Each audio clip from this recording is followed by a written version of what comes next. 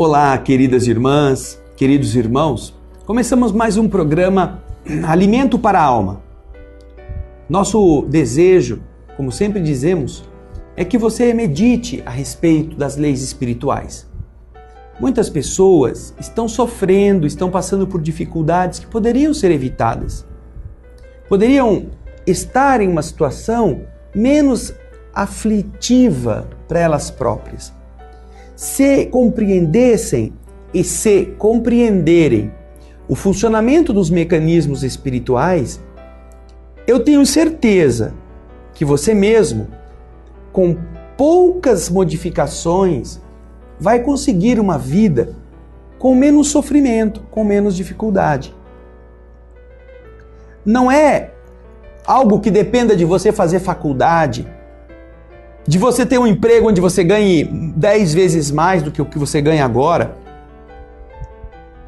Mas é você entender que existem leis do Espírito para qualquer pessoa, não importa a religião que ela tenha, que são fundamentais para o aprendizado que nós precisamos ter.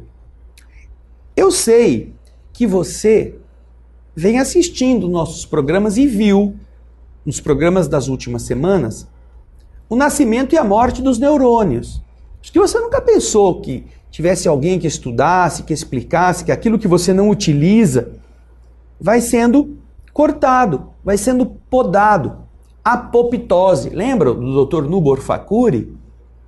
Desde criança, nós mesmos vamos, por não utilizar certas áreas, vamos deixando que aquelas ramificações neuronais sejam canceladas, sejam cortadas. Quando nós entendemos, então, o funcionamento desses mecanismos, nós vamos perceber que é fundamental que a nossa postura diante das coisas, diante da vida, diante dos desafios, seja outra, para que a nossa inteligência nos beneficie, criando caminhos, criando outras ligações. Essa é a função que nós temos neste programa, que é levar a você a notícia de que existe uma opção. E que, se você conhecer esse mecanismo, você poderá atuar, gerando novas conexões entre os seus neurônios para buscar soluções diferentes daquelas que nós estávamos acostumados a ter. Quando falamos da doutrina espírita, sempre nos referimos a obras que você pode encontrar, não precisa pagar para tê-las. Estas obras são as que compõem este arcabouço de explicações. Elas contêm as informações que nos servem de base. Elas trazem estas leis. Nós sempre falamos aqui do chamado Livro dos Espíritos. Esta é uma das obras, mas além dela existe o Livro dos Médiuns e também o Evangelho segundo o Espiritismo. Você está vendo aí o Livro dos Espíritos, o Livro dos Médiuns e o livro que eu acabei de citar, o Evangelho segundo o Espiritismo, que traz nesta obra as explicações morais, as consequências morais dos ensinamentos que Jesus nos deixou. Hoje eu vou falar sobre o capítulo 5, porque você está falando assim, eu estou com tanto problema, estou com tanta dificuldade, estou sofrendo tanto, é uma carestia, é uma falta de tudo, falta paciência, falta vaga, falta condução, falta dinheiro, falta sorte. Mas quando você compreende os mecanismos que você mesmo pode ativar para que as coisas melhorem, você aprende e não repete os mesmos equívocos. No capítulo 5º do Evangelho segundo o Espiritismo, o capítulo se chama Bem-aventurados os aflitos. Você está aflito? Você pensa que Deus está te dando chicoteadas? Ele está querendo que você chore para ele ficar feliz? Não. Estas aflições são maneiras de nós aprendermos. E essas maneiras são não punições, mas são convites ao nosso crescimento. Quando nossos neurônios perderam muitas funções e você é chamado a ter uma atitude, se você não tiver um esforço para criar novos caminhos, novas conexões neuronais, você vai voltar a resolver sempre pelo velho caminho, o único que você tem lá acostumado. Então tem uma dificuldade? Algumas pessoas escolhem ficar revoltadas. Então elas desaguam na revolta, na raiva, como se a raiva resolvesse e não resolve. Outras pessoas fixaram o caminho da pinga, do embebedar-se, do frustrar-se e desaguar no vício. Então vão tentar desaguar no vício, mas é o mesmo caminho, são os mesmos problemas. Outros deprimem, então vão para o caminho da depressão. Não, se você usar sua vontade, seu conhecimento, escolher outras conexões, você força seu cérebro. Não, eu não vou mais beber a pinga, não vou beber a cerveja, não vou beber o vinho, nem o uísque, eu não vou ficar deprimido, eu não vou ficar com raiva, eu vou me controlar e eu vou procurar uma outra estrada. Seu cérebro está tendo que agir. Então ele começa a buscar outras conexões, outras sinapses e vai buscar criar um caminho alternativo a esses que você já está acostumado. No começo é ruim, não é fácil, você não consegue ver uma solução de imediato. Mas quando você encontra explicações, essas explicações ajudam o nosso raciocínio a buscar estes outros caminhos. No capítulo 5, bem-aventurados os aflitos, e é por isso que são bem-aventurados, como Jesus fala, nós vamos ter uma explicação muito interessante. Primeiro ele fala da justiça das aflições. Por que as aflições são justas? Nós estamos sofrendo porque merecemos. Não é porque o vizinho fez a coisa errada que nós estamos sofrendo. Porque nós merecemos. Depois ele explica, na chamada causas atuais das aflições, que existem aflições que nós não precisávamos ter. Sabia disso? Aliás, olha só que interessante. Olha só.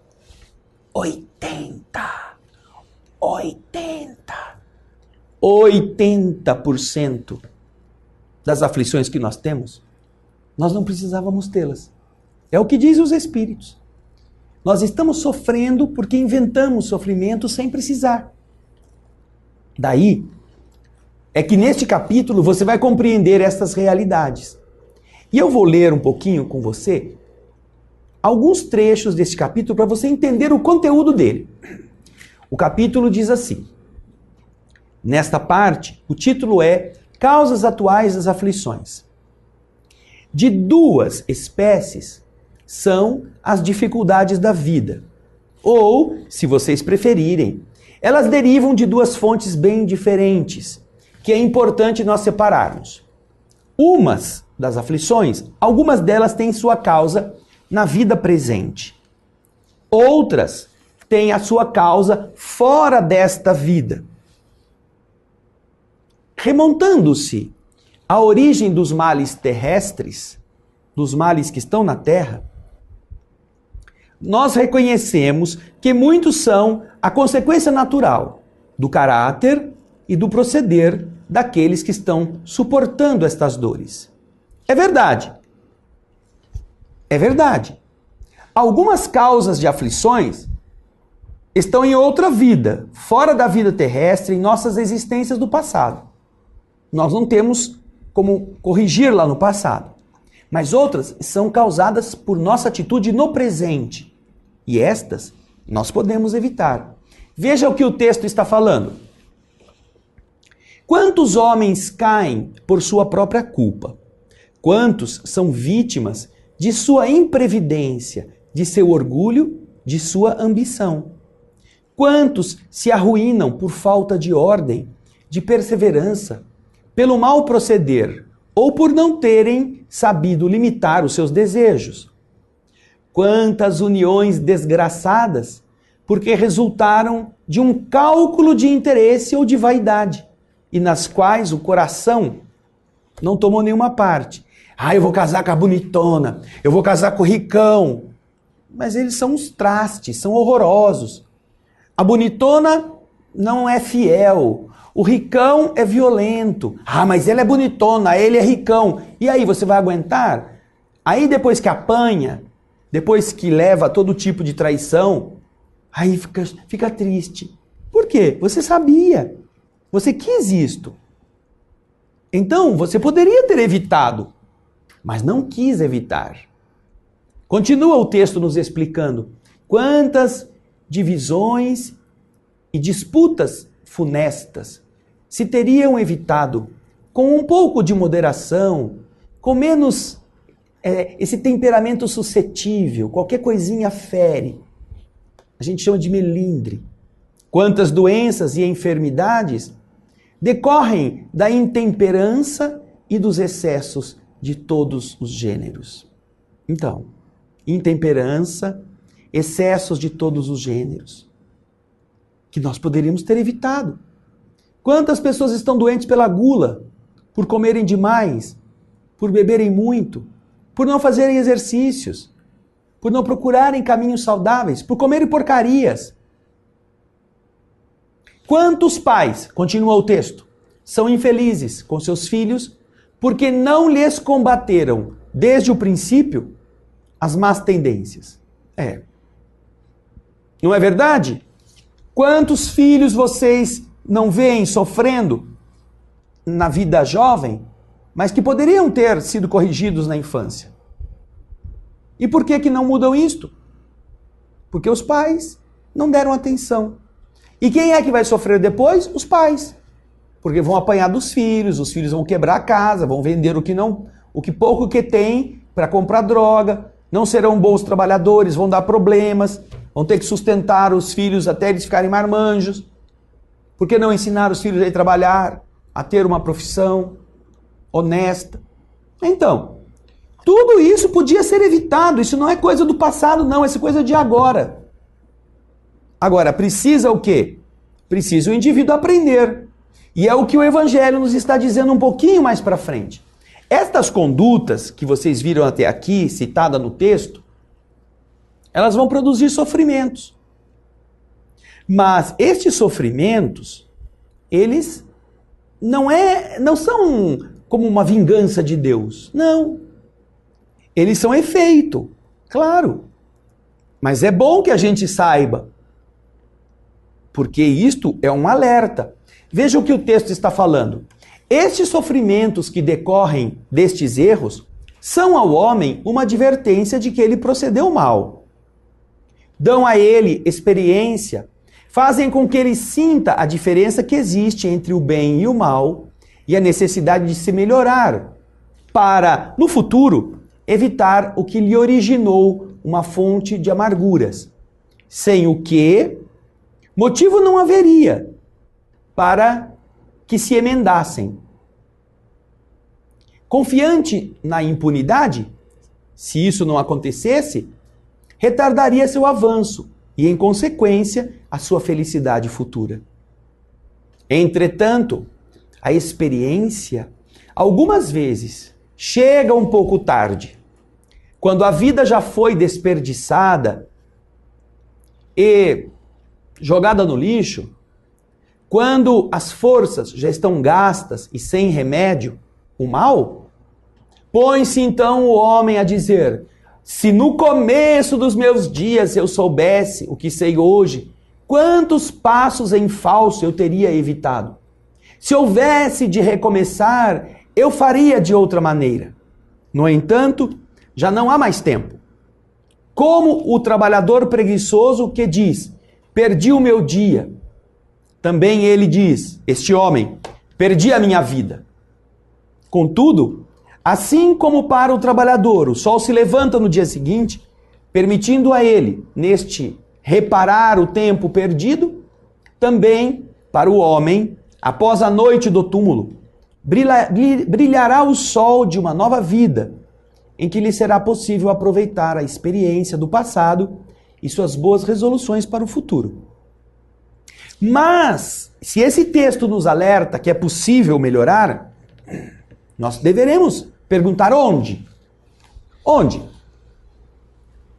Você deve se recordar, e é por isso que eu quero falar do Evangelho, que não é um livro para uma religião, para um pensamento de uma conotação para dentro de templos, catedrais. Não, o Evangelho que nós estamos apresentando é o Evangelho da prática, é o Evangelho do dia a dia. E é isso que o Espiritismo é.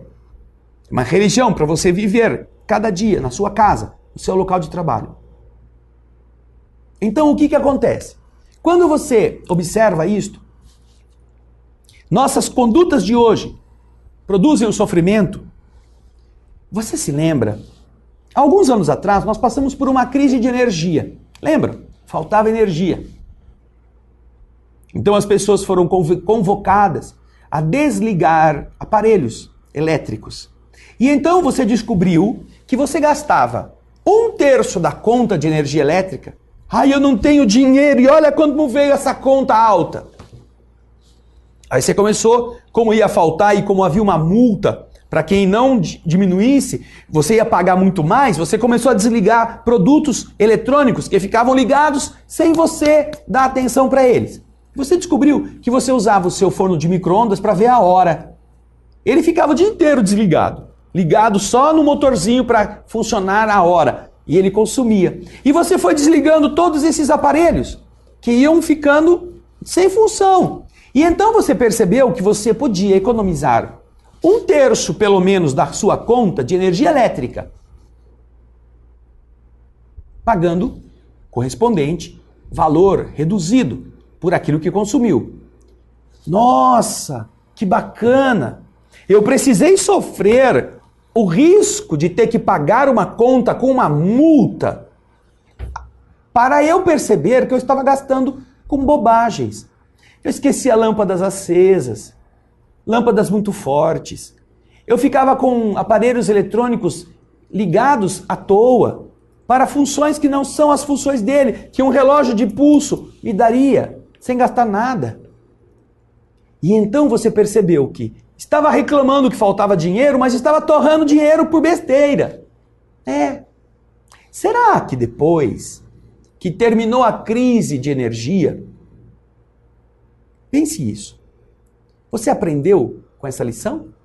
Será que você continuou a desligar e a economizar? Será que aqueles 20, 30, 40 reais que você passou a economizar todo mês na energia elétrica, você começou a guardar?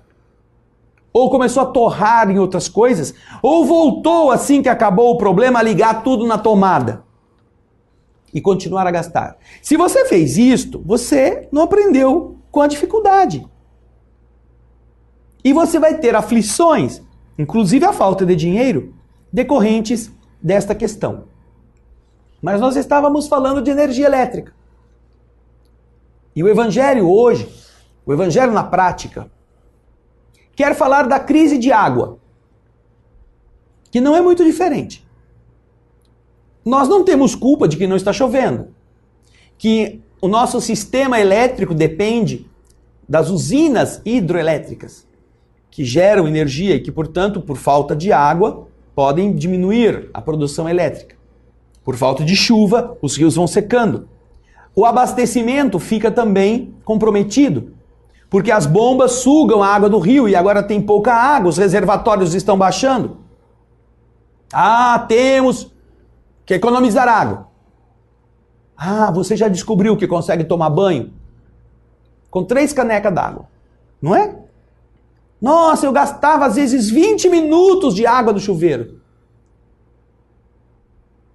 E esta água saía de um lugar da natureza, passava por um sistema de tratamento, chegava na sua casa, na caixa, que você não sabia nem quanto ela cabia.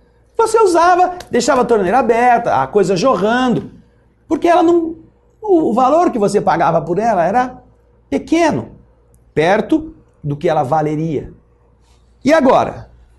Agora, por falta de chuva, nós estamos vivendo uma escassez de água. E agora você fala assim, nossa, e se acabar a água?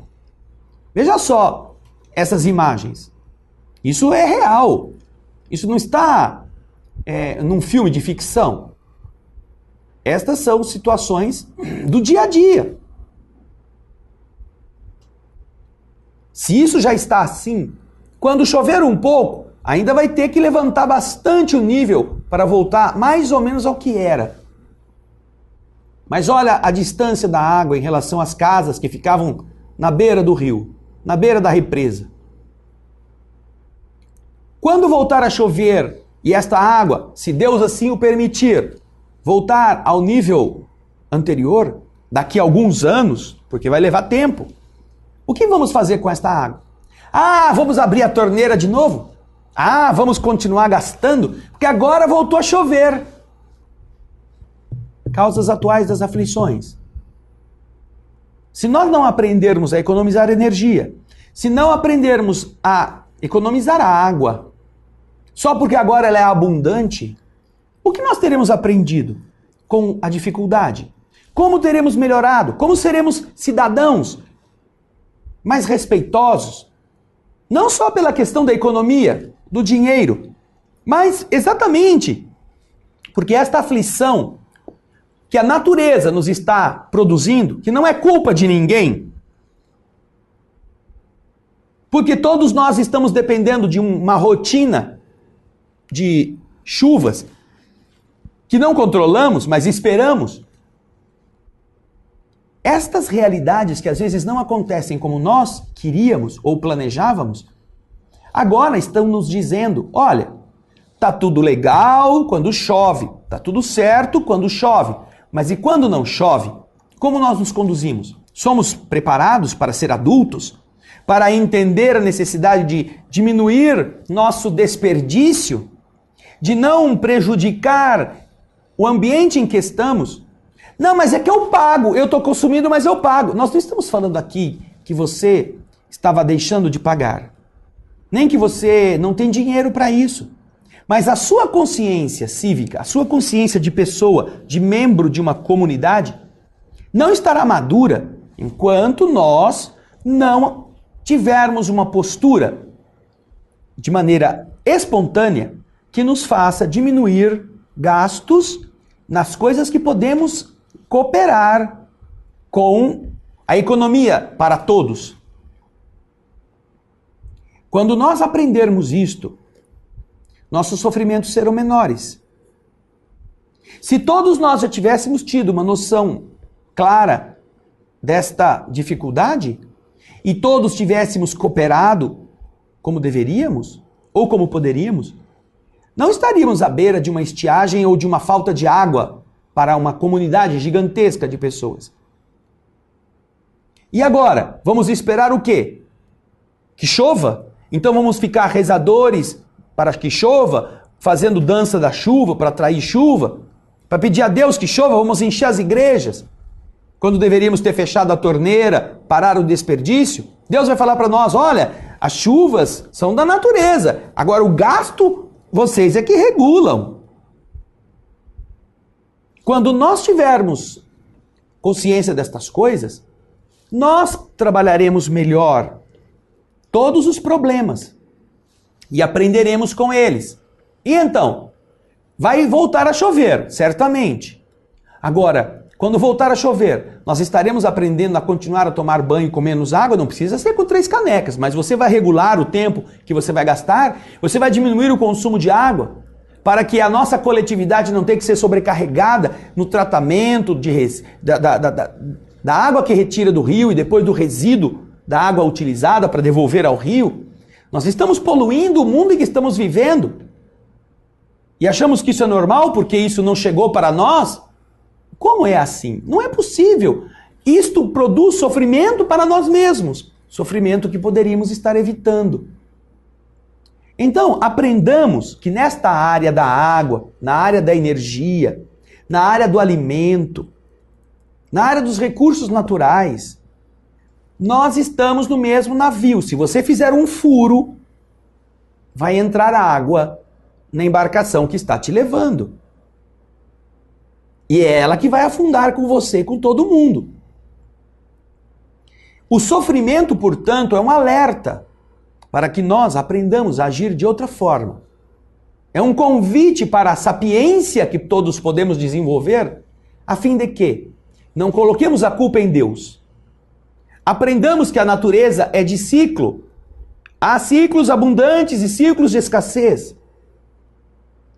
E se nós nos comportarmos como a cigarra da fábula e nunca como a formiga, estaremos sempre surpreendidos pelos ciclos de escassez, pondo a culpa em Deus e pedindo para os outros nos ajudarem, quando na verdade nós não precisávamos estar sofrendo. Lembram-se dos 7 anos de fartura do Egito e dos 7 anos de escassez do sonho de José, do Velho Testamento? Então, 7 anos de abundância. Recolha uma parte do trigo, guarde nos celeiros. Porque nos 7 anos de escassez, quando faltar o grão, o pão estará garantido por um governo sábio, por uma pessoa atenta. Precisa sofrer a fome? Não. Você vai ter que passar por 7 anos de escassez, mas você não precisa ter fome se tiver inteligência, se tiver diligência, se tiver disciplina. E aí? Aí depende de nós. Por isso que as causas atuais das aflições nós podemos evitar. Podemos evitar. Como seres individuais, como seres que convivem em família e como coletividade adulta. Nós podemos evitar com disciplina, com discernimento. Agora, se nós não evitarmos com isto, nós vamos ter que evitar com o sofrimento.